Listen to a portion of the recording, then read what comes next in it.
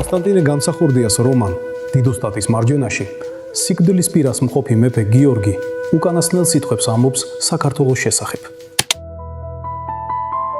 ჩვენი უბედურება ამჟამადაც ეგაა. ჩვენში მოღალატენის ჭარბობდნენ ერთგულებს.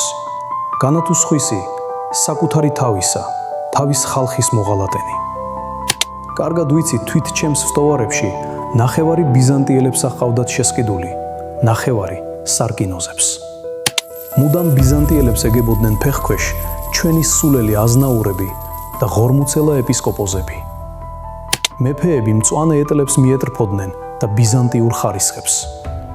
ჩვენი უბედურება ეგაა, სხვის ფანდურზე ბუქნაობა გვიყვარს. ამიტომაც მუს სწავლებდა საქართველოს სხვის ქვეყნებში ატეხილი ჭირი. ხალხი წაზნაურებს ბაძავდა, ამიტომაც მშვენიერს უცხოს უწოდებდნენ.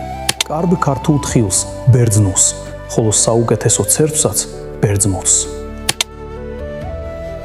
მუდამ ჩვენს სიმცირეს მივსტიროდით, რადგან მტერი აურაცხელი გვყავდა მუდამ.